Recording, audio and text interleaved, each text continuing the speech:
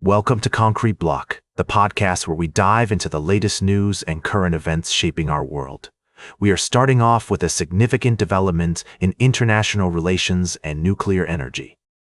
The Trump administration has signed a commercial nuclear deal with Saudi Arabia, allowing American companies to operate commercial nuclear power plants in the kingdom.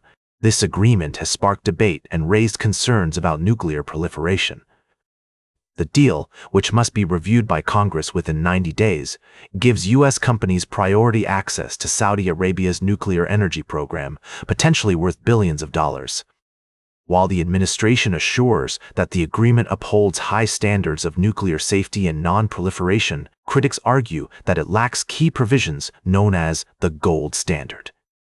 These provisions would prohibit Saudi Arabia from enriching uranium and reprocessing nuclear fuel, crucial steps in developing nuclear weapons. Saudi Crown Prince Mohammed bin Salman has previously stated that if Iran develops a nuclear weapon, Saudi Arabia would follow suit. This has led some lawmakers, including Representative Brad Sherman, to express concerns about facilitating nuclear proliferation for the sake of profit. Experts like Matthew Bunn from Harvard's Kennedy School of Government also worry that this deal might complicate negotiations with Iran over its nuclear program. As we consider the implications of this agreement, it's essential to weigh both the economic benefits and the potential risks to global security.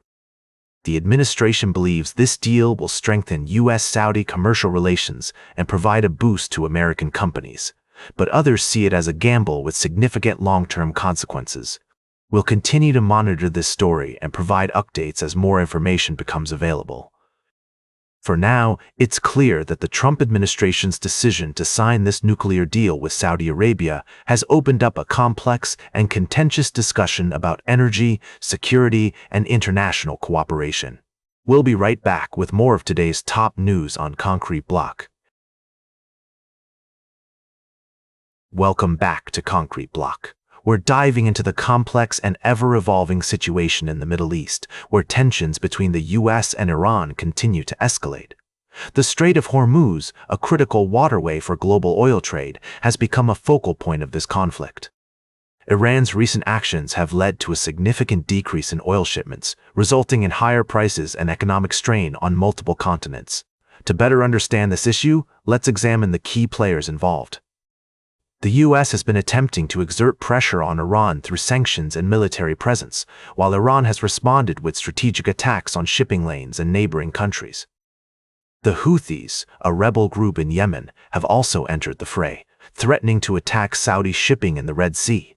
Experts warn that the situation is precarious, with both sides engaging in a game of economic attrition.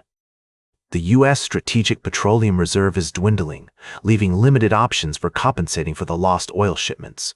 Meanwhile, Iran has managed to empty its storage tanks and generate revenue during brief periods of sanctions relief. It's essential to consider the perspectives of all parties involved, recognizing that each has its own set of interests and motivations.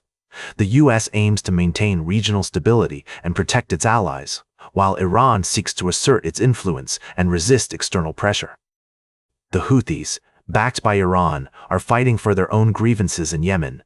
As the situation continues to unfold, it's crucial to remain informed and nuanced in our understanding of the complexities at play. With multiple clocks ticking, including the depletion of oil reserves and the escalating conflict, the world watches with bated breath, waiting to see how this high-stakes game will play out. Good evening, and welcome back to the Concrete Block.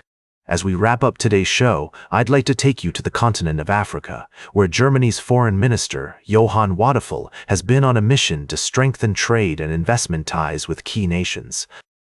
In a visit that took him to Nigeria, Mauritania, and concluding in South Africa, Minister Wadephul emphasized the potential for deepened economic partnership, particularly in areas such as information technology, startups, critical raw materials, renewable energy, and the pharmaceutical industry. This comes at a time when global geopolitical tensions are on the rise, involving major players like the US, China, and Russia.